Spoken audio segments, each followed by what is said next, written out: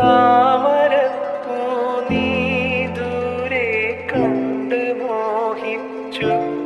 അപ്പോൾ താഴെ ഞാൻ നീന്തി ചെന്ന് പൂവ് പൊട്ടിച്ചു. പിന്നെ